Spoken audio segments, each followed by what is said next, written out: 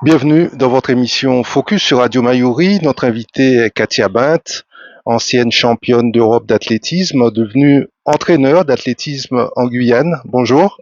Bonjour, bonjour à tous. Nous allons parler dans un premier temps de votre palmarès, Katia Bint. Vous qui avez été championne d'Europe sur le 4x100 mètres relais à Budapest avec une médaille d'or à la clé. Voilà une très très belle médaille d'or, je suis très fière. L'année suivante, en 99, nous étions vice-championnes du monde. Donc voilà, les plus gros palmarès que je puisse avoir, les plus gros titres dont je suis fière aujourd'hui de porter très haut et les couleurs de la Guyane durant ces années où j'ai fait ma carrière d'athlète. Vous aviez devancé l'Allemagne et la Russie avec un temps de 42 secondes, 59 centièmes. Vous vous en rappelez comme si c'était hier? Ah oui, tout à fait, tout à fait. Surtout que bon, moi j'étais la première relayeuse et la Benjamine, on va dire, du relais, pas en âge mais en expérience, parce que c'était la première fois que je participais au relais avec les filles. Et c'est vrai que j'ai encore l'image, on était avant la dernière ligne droite de Christine, on était troisième, je crois. Et la Russie, l'Allemagne étaient déjà devant nous. Et quand je vois Christine qui remonte et qui, au fur et à mesure de foulée, qui passe la ligne la première, je vous dis, comme on dit, j'ai sprinté, j'ai fait une grosse accolade à Christine parce que c'est vrai qu'on était attendu, on n'était pas favorite, mais effectivement, on avait le potentiel de monter sur le podium et la plus belle marche, la plus belle médaille, c'était super. Après cette médaille d'or, l'année suivante, avec l'équipe de France, vous êtes monté sur la deuxième marche, cette fois-ci, du podium des championnats du monde. C'était à Séville. Oui, tout à fait. Donc l'année suivante, on était attendu avec l'étiquette de championne d'Europe. Donc là, cette fois-ci, c'était les championnats du monde. Vraiment très attendu, puisque quand on arrive en finale, on avait les meilleures nations, les États-Unis, la Jamaïque, les Bahamas, tous les autres pays d'Europe, vraiment tout le monde, et tout le monde attendait vraiment ce relais français. Nous, on était vraiment focus, hein, je me souviens très bien avec les filles sur les États-Unis, parce que bon, elles avaient fait le meilleur temps en série. Donc on s'est vraiment dit qu'il fallait qu'on soit devant les États-Unis, mais malheureusement, on n'a pas fait très attention. Il y avait les Bahaméennes qui étaient vraiment aussi très fortes et elles nous ont passé effectivement sur la ligne. Donc ce relais cette fois-ci, pardon, j'étais dans le virage, donc j'étais en troisième position dans ce relais. Et donc du coup, c'est moi qui donnais à Christine et c'était vraiment waouh, quelque chose de magnifique, avoir une médaille, monter sur un autre podium cette fois-ci mondial. Établissant au passage un nouveau record national en 42 secondes 06 centièmes. Voilà, tout à fait. Donc super record de France qui a été battu malheureusement depuis, mais c'est vrai qu'à l'époque, le relais était pas très très bien vu, hein, parce que bon, on n'avait pas eu de résultats depuis des années. Et on était revenu en 98 avec cette médaille d'or et puis en 99 la médaille d'argent. Donc c'est vrai que ça nous a propulsé au devant de la scène. Vous avez remporté les championnats de France du 200 mètres en 2003 et vous avez obtenu 3 médailles, 2 en argent et une en bronze lors des Universiades. Voilà, tout à fait. Donc, effectivement, un titre de championne de France en 2003, mon dernier titre d'ailleurs, parce que j'ai terminé ma carrière en 2004. Plusieurs titres effectivement en universitaire, parce que pendant mes études, je pratiquais quand même l'athlète, donc j'ai pu participer à de grandes compétitions universitaires. Puis voilà, donc mon niveau aujourd'hui, enfin à l'époque, hein, je veux dire aujourd'hui, à l'époque, effectivement, c'était parmi les meilleures françaises. Donc c'était tout un honneur justement de pouvoir m'exprimer et puis voilà, faire voir qu'il y avait quand même du sport en Guyane et du sport de haut niveau. On a l'impression que le niveau des athlètes, des sprinteuses en particulier, a baissé. C'est juste une impression? Alors c'est mitigé parce que effectivement on pourrait dire qu'aujourd'hui les filles elles vont vite, hein, leur niveau est correct, mais elles ont aussi l'avantage des chaussures, des nouvelles générations de chaussures, hein. Je peux vous dire que ça va très vite et souvent on a cette discussion si comme on dit à l'époque on avait ce genre de chaussures, qu'est-ce qu'on aurait fait comme performance? Mais c'est vrai que le niveau reste quand même assez correct. C'est vrai que par contre en métropole, en France, le niveau est un peu, je vais dire bas parce qu'on n'a pas beaucoup de filles. Nous, on avait une grosse densité de filles en moins de 11-20 au niveau national. Hein, donc, pour pouvoir rentrer dans le relais, il fallait montrer vraiment ses capacités et ses performances. Aujourd'hui, ben, on n'a pas beaucoup de Françaises à ce niveau, malheureusement. Et c'est ce qui manque, c'est cette densité au niveau national, cette densité de filles qui courent vite, qui manque réellement au niveau national. Vous êtes de la génération de Marie-Josée Pérec, Christine Aron. Vous avez gardé le contact avec elle? Vous vous appelez de temps en temps? Alors effectivement, on s'appelle pas forcément, mais bon, c'est vrai qu'il y a 5 ans, j'ai eu un petit souci de santé, et c'est vrai que toutes les filles de l'équipe de France, du relais également, se sont mobilisées sous la houlette de Maggie Nestoré. Beaucoup sont venus me voir, se sont déplacés. Ben, justement, Christine était venue me faire une surprise le jour de mon anniversaire. J'étais hospitalisée. Marie-Jo est venue également, plusieurs filles sont venues et donc ça m'a fait énormément plaisir. C'est vrai qu'on ne s'appelle pas forcément, mais aujourd'hui, ben, quand on se voit sur les stades, ben, il y a pas longtemps, j'ai vu Patricia et donc du coup, on se voit, on discute, on se parle de nos vies, de nos familles et voilà. Donc on n'a pas forcément gardé des contacts, voilà, au quotidien, mais c'est vrai que c'est plaisant de se revoir. D'ailleurs là, avec les Jeux Olympiques, on a beaucoup vu Marie-Jo. J'ai eu l'occasion de la voir avec mes filles, donc ça leur a fait beaucoup plaisir de faire des photos et de discuter avec Marie-Josée Pérec. Vous avez porté la flamme en Guyane? Oui, bel honneur, franchement, c'était d'autant plus que le double honneur, je pourrais dire, c'est que j'ai porté la flamme et je l'ai transmise ensuite à ma fille. Et donc, vous voyez, c'était waouh, c'était vraiment émouvant parce que je me dis quelque part, je transmets quelque chose à ma fille à travers cette flamme et c'est vraiment un très bel honneur qui m'a été fait de pouvoir porter la flamme et de voir que ben, la population guyanaise, le sport en Guyane ne m'a pas oublié. Vos soucis de santé, on va en parler tout à l'heure. Katia Bint, après votre carrière sportive, vous êtes devenu entraîneur des sprinteurs au club Roucou de Kourou. C'est vrai que la question de la reconversion des sportifs de haut niveau se pose. Comment vous l'avez vécu? Ben, en fait, à l'origine, je voulais pas vraiment faire ça. J'étais enseignante. J'ai fait toutes mes études justement pour devenir professeur des écoles. J'ai enseigné pendant 12 ans. Et puis, le hasard a fait que, ben, on cherchait un poste, quelqu'un avec un profil de sportif, avec des diplômes, puisque pendant ma carrière, j'avais aussi passé des diplômes de sport, dans le sport. Et puis, j'ai dit, bon, pourquoi pas. Et puis, ben, en 2010, ben, l'occasion s'est présentée et je me suis dit, pourquoi pas, apporter aussi ma pierre à l'édifice pour le sport en Guyane, pour transmettre justement ce qu'on m'a transmis moi à l'époque. Donc, ça m'a fait voilà, tout drôle, là. Donc, j'ai quitté l'enseignement, j'ai quitté l'éducation nationale pour venir justement, pour devenir entraîneur et à temps plein et faire que ça. Et donc, c'est avec grand plaisir que je suis aujourd'hui conseillère technique et je prépare en fait les athlètes, les futurs champions de la Guyane. Ce que beaucoup de Guyanais ignorent, c'est que c'est vous qui avez découvert et fait progresser Jemima Joseph. Quelle fierté pour vous aujourd'hui. Ah oui, tout à fait, une très belle fierté. C'est vrai que quand elle est arrivée sur le stade à Kourou, toute timide, elle savait pas trop son choix, si elle voulait faire de l'athlétisme ou autre chose. Et tout de suite, je l'ai vue, hein. Franchement, comme on dit chez nous dans le jargon, elle avait du pied. Et franchement, pour une athlète, c'était vraiment, elle se déplaçait sans difficulté. Elle avait ça en elle. Et effectivement, de fil en aiguille, elle est venue s'entraîner avec moi. Et puis depuis, ben, on fait ce petit parcours, ce petit bonhomme de chemin, comme on dit. Et je l'accompagne au mieux que je peux. Et c'est vrai qu'aujourd'hui, elle est sur Cayenne et moi sur Kourou, mais on est quand même toujours avec cette fusion hein, entre nous. Et donc, ça va. Franchement, moi, c'est ça. Je veux quand même transmettre aux jeunes générations, voir un petit peu détecter justement les jeunes et puis les convaincre. Parce que c'est pas tous les jours évident de dire à un jeune, ben, tu seras un grand champion. Ils vont vous regarder, oh, ah bon? Et leur expliquer, leur montrer voilà, et puis vraiment faire confiance, puis que l'athlète aussi vous fasse confiance. Parce que bon, c'est aussi un très grand élément, la confiance entre l'athlète et l'entraîneur parce que bon, on est très souvent ensemble, on discute ensemble. Donc quand on part en compétition, en voyage, on est ensemble. Donc c'est une belle confiance qui s'est créée entre Jemima et moi.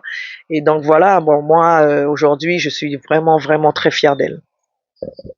Vous l'avez menée vers des titres nationaux, juniors et aux Jeux Olympiques de Tokyo en 2021 et de Paris cette année.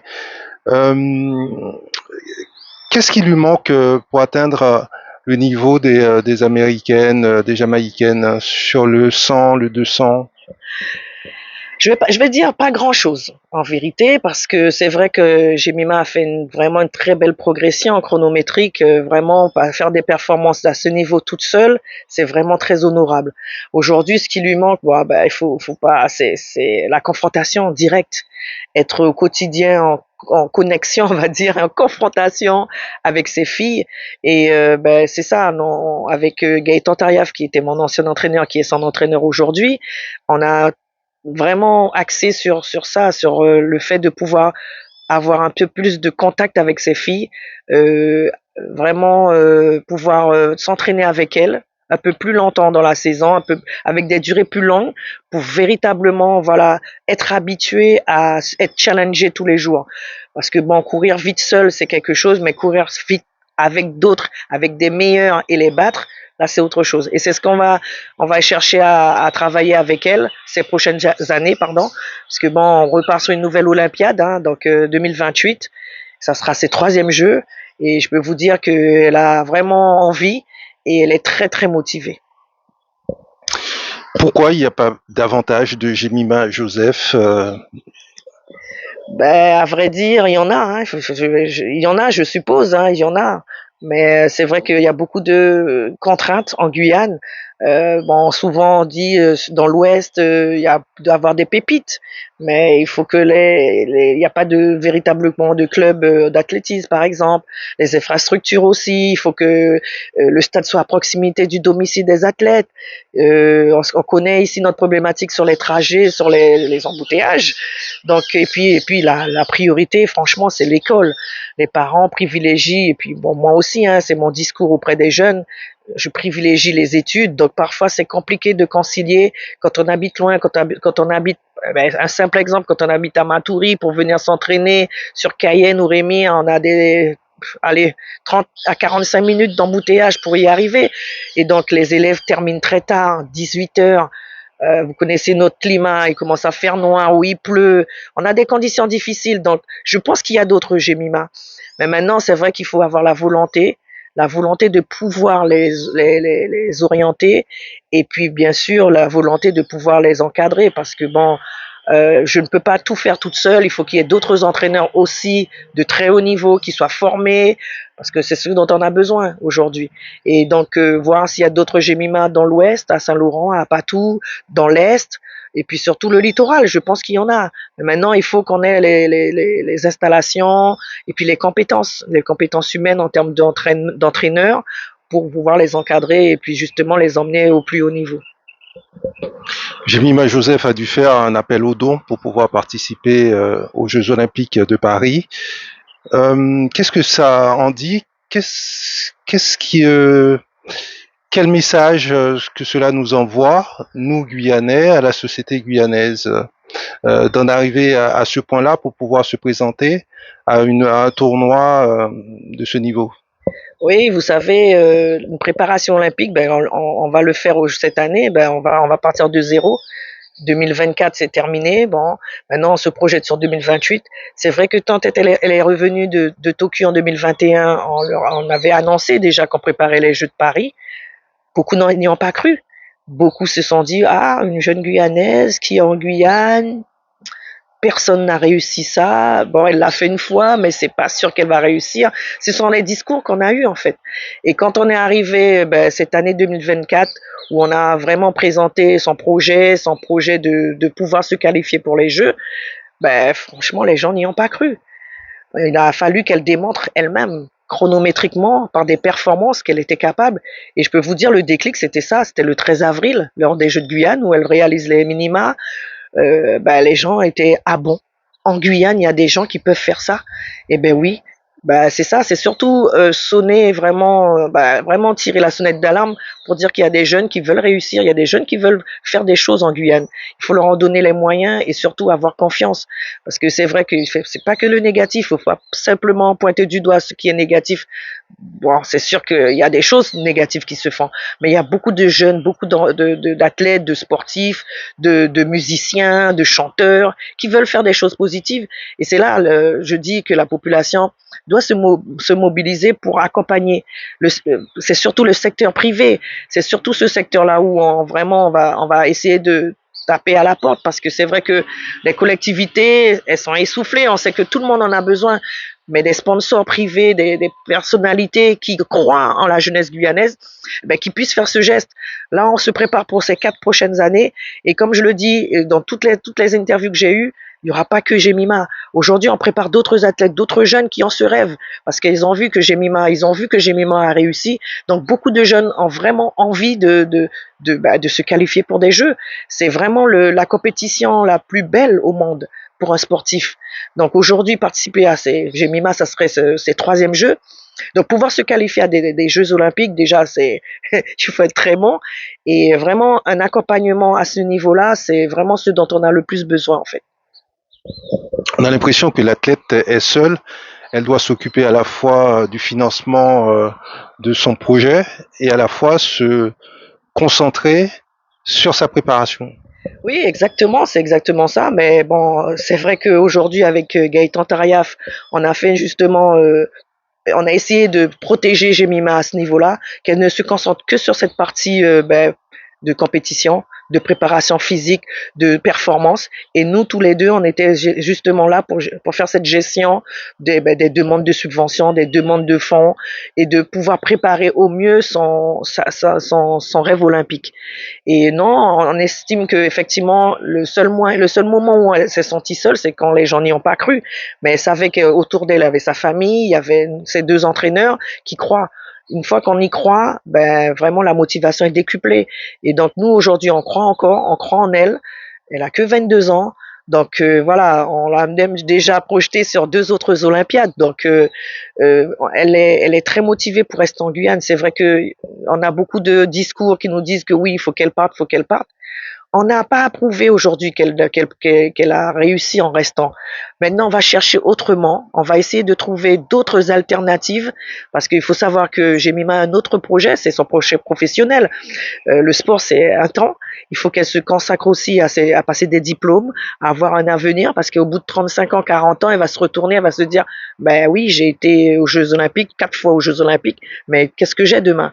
Donc il y a ça aussi. Donc son potentiel physique, son potentiel de performance est là. Aujourd'hui, on l'accompagne justement pour qu'elle aboutisse au niveau professionnel, qu'elle ait son diplôme, qu'elle termine son cursus professionnel, qu'elle ait un travail. Et maintenant, on pourra justement se consacrer pleinement au sport parce que effectivement, quand vous voyez des grands champions à la télé, ben, ils s'entraînent 2 fois par jour, des fois 3 fois par jour. Donc, ça a des exigences de temps, de récupération. Donc, il faut aussi mettre autour d'elle un staff médical. Donc, tout ça, c'est aussi des moyens qu'on a besoin parce que pour qu'un kiné soit là tous les jours, je peux vous dire c'est pas donné parce que les kinés ils ont souvent leur cabinet, ils peuvent pas abandonner leur cabinet, c'est leur aussi leur profession. Donc pouvoir suivre un athlète pendant des mois, pendant des semaines, ça revient cher. Donc on sait où on veut aller, on sait qu'aujourd'hui on a prouvé hein, qu'on peut réussir en Guyane et maintenant effectivement comme je vous l'ai dit, trouver d'autres alternatives pour lui permettre justement d'atteindre ce top niveau. Et Katia Bint, on y arrive en septembre 2019. Vous apprenez que vous allez subir une amputation d'une partie de votre jambe gauche. Euh, J'imagine que n'importe qui à qui ça arrive, c'est une douche froide. Euh, Surtout, ça a été très vite en ce qui vous concerne. Tout à fait. La douche froide, ça a été vraiment un moment difficile parce que quand on m'apprend la nouvelle, j'ai tout essayé. Hein. On a fait vraiment maximum d'analyses, de tests, pour voir si j'allais pouvoir garder ma jambe. Mais au final, bah, le coup près est tombé, hein, lorsque le professeur m'annonce que bah, c'est soit ça, soit l'amputation, soit bah, que bah, je puisse décéder. Donc là, on réfléchit pas. Hein, j'ai deux enfants. Voilà, j'ai ma famille, j'ai des amis qui voilà, et j'ai Mima à l'époque aussi qui comptait sur moi. Donc, mais surtout mes enfants parce que c'était surtout ça. Tout de suite, j'ai pensé à elle. Et puis donc, fallait prendre la décision en même pas 24 heures. Donc la décision a été prise et l'amputation. Sur le coup, j'étais vraiment, voilà, c'était vraiment quelque chose qui me tombait sur la tête parce que je me dis comment moi, une ancienne championne, mes jambes, c'était mon bonheur, c'était ma vie, c'était moi, c'était Katia. C'est grâce à mes jambes que j'ai eu ces performances, que j'ai eu ces résultats, que j'ai été connue, d'accord, que j'ai, voilà. Donc je suis devenue quelqu'un de public grâce à mes jambes et que je vois que maintenant je les perds. Ben, c'était un long chemin, un long parcours, très difficile parce que j'ai eu, si vous voulez, amputer une première fois, il a fallu que je me fasse réopérer pour encore couper une partie de ma jambe parce que voilà. Et je peux vous dire que ça a été des moments très, très, très douloureux, très difficiles, mais avec le mental, avec l'envie de revenir, avec l'envie de remarcher surtout, ben, j'ai surmonté tout ça. Et ben, je remercie toutes les personnes. C'est vrai que ça va bientôt faire 5 ans et que ça s'est fait. Je remercie toutes les personnes qui m'ont aidé, qui m'ont soutenu et ma famille surtout, mes proches, mes tantes, mes oncles, mes cousins, mes cousines qui étaient tout le temps là, qui étaient vraiment focus pour mon retour et ben, toutes les personnes qui ont permis justement qu'aujourd'hui que je sois là. Et puis surtout, ben, mes athlètes, hein, j'ai Mima en particulier, mes enfants, ma fille Jessica, que j'entraînais aussi à l'époque et qui ont cru et qui m'ont permis justement de pouvoir poursuivre parce que c'était pas évident de pouvoir poursuivre ma carrière d'entraîneur. Mais voilà, aujourd'hui, je suis très épanouie, je suis très heureuse de ce que je fais et ben, j'espère qu'elle me le rende bien et que voilà, j'ai vraiment, vraiment, vraiment, vraiment fait le maximum quand moi j'étais hospitalisée pour poursuivre les entraînements avec Jemima et tout, par vidéo, par WhatsApp. On faisait, vraiment, c'était vraiment, mais elle y a cru et bon, ben, maintenant, aujourd'hui, on a passé ce cap et maintenant on va vers l'avant. Comme je vous dis, on a d'autres projets encore pour elle, pour d'autres athlètes et c'est ce qui me donne la force justement pour poursuivre malgré cet événement difficile. Vous vous êtes rendu à l'hôpital de Kourou, puis transféré à Cayenne et rapidement Paris, Pitié-Salpêtrière, où vous avez été opéré. Mais est-ce que le plus dur, ça n'a pas été les 6 mois qui ont suivi toute cette période de rééducation? Ouais, tout à fait. Déjà, ben, l'opération en elle-même, ça s'est bien passé. Franchement, vraiment, ils m'ont tout expliqué, comment ça allait se passer, ce qu'ils allaient faire. La chose qu'on m'a pas dit, c'est qu'est-ce qu'ils ont fait avec ma jambe. Mais franchement, ça s'est bien passé. Mais effectivement, c'était l'après. L'après, parce que bon, ben, la cicatrisation était difficile. Je suis resté plusieurs semaines ben, avec la jambe ouverte qui cicatrisait pas. Et les gens qui ont pu venir me voir, ben la première chose quand ils voyaient, ils rentraient dans ma chambre, ils se mettaient à pleurer. Moi, je dis non, je vais réussir à guérir, je vais m'en sortir, ne vous inquiétez pas, je vais revenir et tout.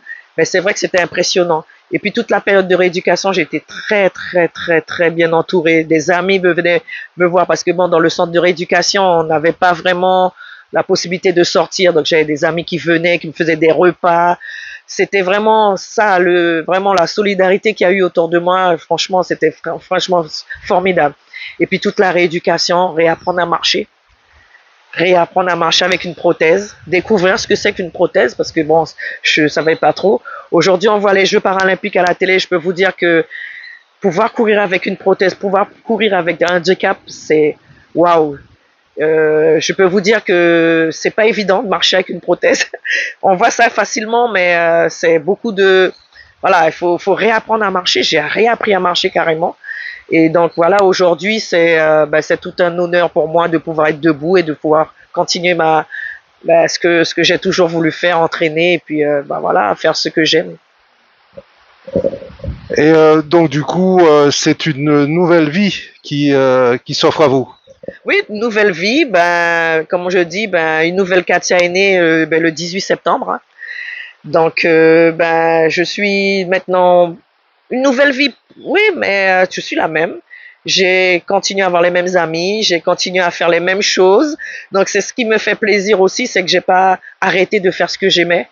Et donc, du coup, ben, la vie continue et vraiment, j'essaie de faire au mieux, malgré par certaines fois où ben, c'est très douloureux de pouvoir garder la prothèse toute une journée, etc., etc. Des fois, j'ai des difficultés pour marcher, j'ai des difficultés, mais bon, je surmonte tout ça et j'essaie de vivre normalement. Vous avez été soigné définitivement, ça y est, vous en êtes quitte? Définitivement non, parce que j'ai encore quelques, bah, comme dirait ma belle-sœur, ce sont pas mes maladies, mais j'ai des maladies auto-immunes qui font que, ben, justement aujourd'hui, je suis suivie parce que effectivement, bah, je dois pas faire manger n'importe quoi, je peux pas faire. Bon, c'est vrai qu'il y a certaines contraintes, mais au-delà de ça, en termes de suivi, je suis bien suivie en métropole et en Guyane. Et ben, je remercie tous les médecins qui m'ont entouré, qui m'ont vraiment permis d'être là aujourd'hui. Et puis donc voilà, donc maintenant, ben, c'est simplement être sérieuse dans mes médicaments et puis voilà quoi.